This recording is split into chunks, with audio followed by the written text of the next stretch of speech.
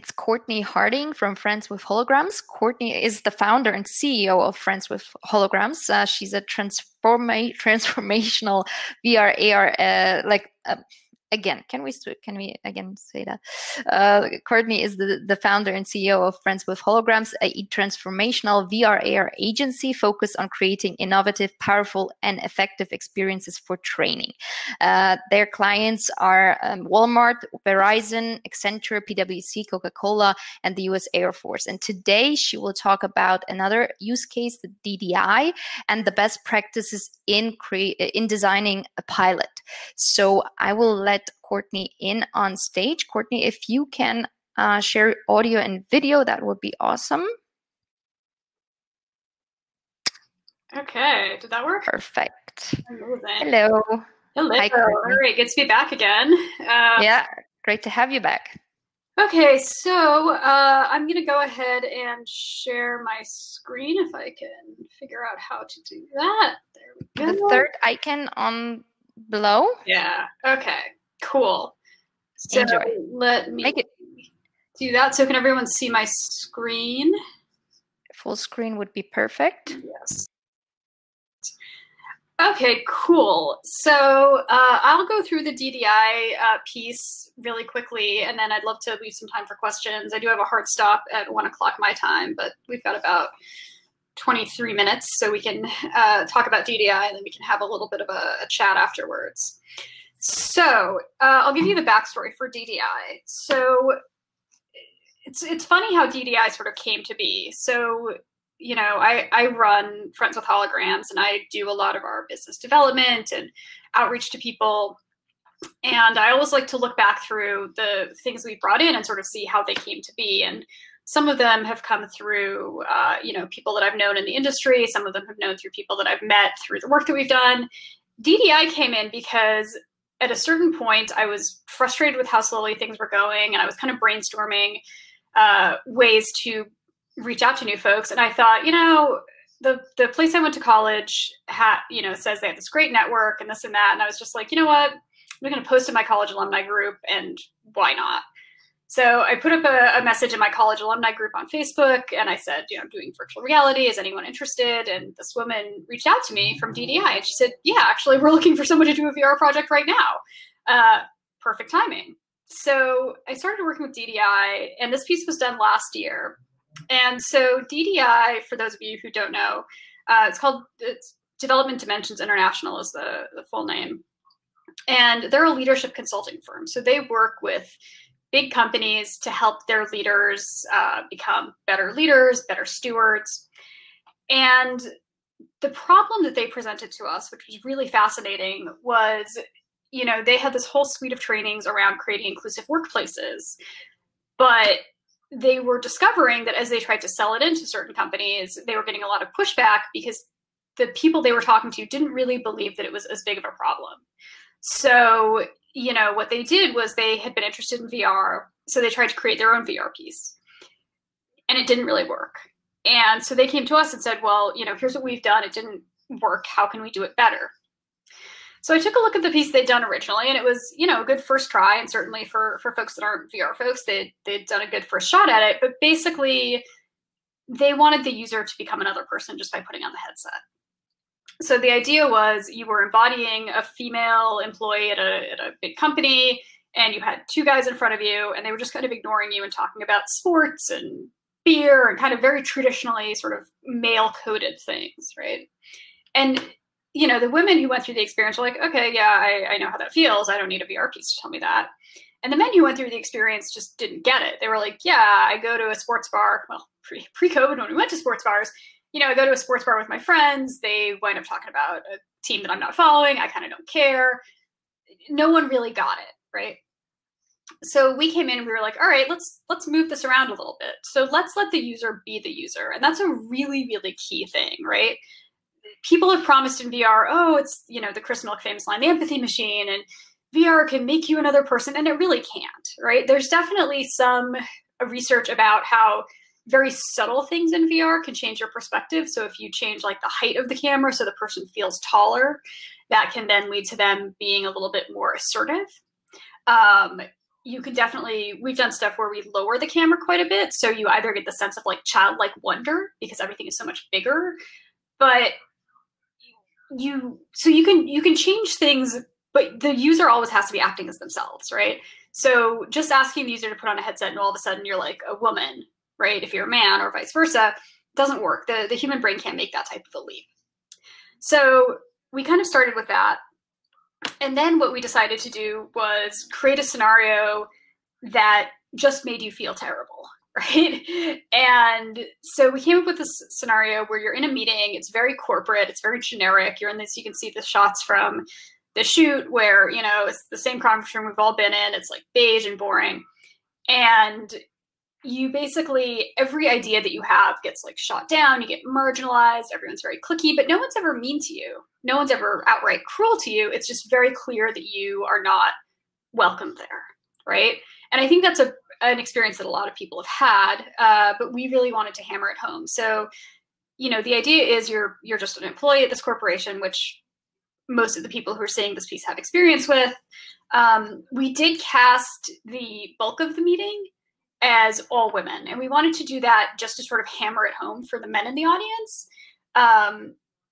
So we really wanted to add that extra layer of like exclusion, but obviously groups of women, I mean, I've worked at all female companies before and there's still plenty of workplace politics, plenty of exclusion happening. So, you know, we really went with that idea. So basically we created a script with the team at DDI. They were super helpful. It was very collaborative. And the pictures you see on the screen are the pictures from the actual shoot we did. But what we did before the shoot was we wanted to really validate that this was the right direction we were going in. So we basically put a 360 camera in the middle of the conference table in the DDI offices. We recruited staff members who had done like high school theater, community theater, to come be part of it for the afternoon. It was very rough. Obviously, we just, you know, we didn't have lighting or sound or, you know, anything like that. We were just kind of, you know, building a cheap, quick proof of concept. This piece does have voice activation. We didn't build that in because we didn't have the time and obviously that very short prototype window. So what we wound up doing was just putting in cue cards and then timing out the silences, right? So we just kind of approximated how long it would take the average reader to say one of the lines. And then we just kind of left that blank as we shot the scenes. In the real final version of this, we programmed it with a headset mic so it can tell when you're speaking and it can advance the scene when you're finished speaking. Anyway, so we filmed that prototype very quickly and we did a day of user testing. And the user testing, the story behind that is really amazing. So basically we had just a group of random folks who'd either found it on Craigslist or they were friends of folks who worked there. And we gave them Amazon gift cards and they came in through the office all day. And really interesting, diverse range of people, got some really good feedback, generally positive overall, really constructive feedback. So we get through the day and the last guy shows up. And this guy is a manager at his family's steel mill. And this is because GDI is based in Pittsburgh in the US. So we get to that point and he comes in and he's very skeptical. He was friends with someone who worked there who convinced him to come by, and you know, he thought VR was for kids and it was for video games, but you know, he's buddies with so-and-so, so you know, he'll do him a solid and whatever. So he shows up and really skeptical, really kind of not a great vibe to start with. And I was watching it from the other side of the glass and I'm just thinking like, oh God, here we go, right? Like this guy's gonna hate it. Whatever, all of our other user tests have been generally positive, and outliers not a big deal. Like I'm just talking myself off this ledge basically before the guys even started. So he puts on the headset, he goes through the experience, he takes the headset off, and he sits there quietly. And I'm just like, oh, damn, here we go. And then he looks up and he says, that wasn't a conversation, that was an emotional experience. And I'm just like jumping up and down. I'm just like racing to tweet that, putting it on a t-shirt, whatever. I'm so excited. And then he spent the next hour picking apart like privilege and how he lived his life where everyone kind of just did what he wanted them to do because he was the boss's kid and he was the manager and he never felt excluded and he never like he was like, this is the first time I've ever felt this way. And it was incredibly powerful to watch. We actually had to kind of like throw him out at the end because he would have talked for hours and we were just like, we have to, like, we had flights to catch.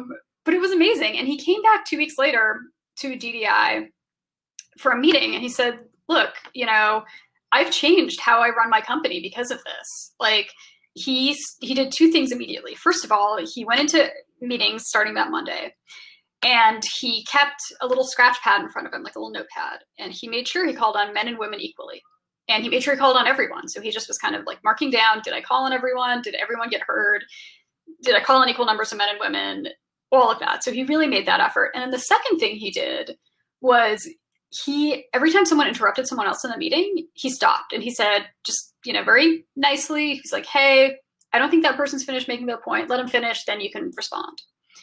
And he said a couple of things happened. He said the women came up to him afterwards and they were thrilled. They were just like, oh, God, thank you. We've been waiting for this.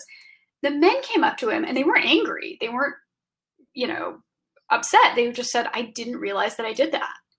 They honestly were just doing it so unconsciously because it had just been kind of socialized and normalized for them. And they were like, oh no, I feel really bad and I'm going to change that. And he said within a few weeks, he'd stopped having to do it because people just stopped interrupting one another. And that's the type of change that we find really exciting and we think is sort of this ultimate potential of VR, is creating this really strong behavioral change. So DDI, it's now, I mean, they're deploying it a lot of different places. They've had a lot of success with it. It's won some awards. It got a really great big write-up in Fortune magazine. It was HR executive top HR product. It's been demoed a lot of places. We've had a lot of people see it and then come to us because they were interested in working with us. So yeah, it was a really interesting piece. And it was, again, a really interesting challenge to solve. We had an amazing cast. We had Gabo Aurora, who some of you might have heard of. He's directed stuff for the UN and the New York Times. And he was, you know, he was available that day and he's a buddy of mine and a great guy. So he jumped in and directed it and did just like a phenomenal job.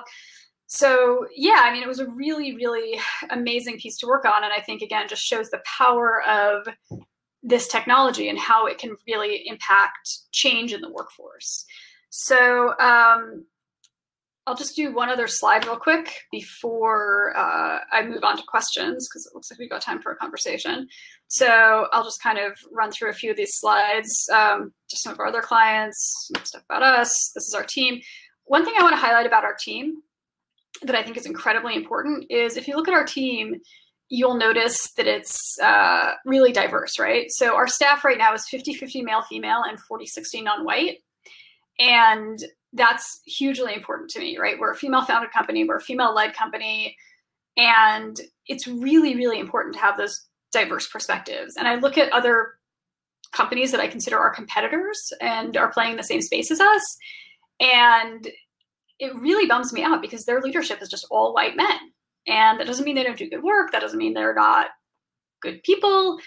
But when you have a team that is so homogenous, you don't have those diverse perspectives. You don't have those diverse backgrounds. You don't have those different things that people bring to the table. And that can ultimately lead to the work not being as strong just because you haven't considered all the different possibilities and all the different perspectives. So I just want to highlight these people that are brilliant, and I'm like so lucky to work with them every day. And then I'll put this slide up at the end. I do have a hard stop in 10 minutes. So if folks do have questions, that's my email address. That's my phone number if you want to text me. Don't call me because I don't ever answer my phone. But you know, if you want to shoot me a note, you can also add me on like LinkedIn. I'm very easy to find on the internet. I have a very SEO friendly name. So yeah, and obviously friends with Holograms. You can search for us. You can go to our website and learn more.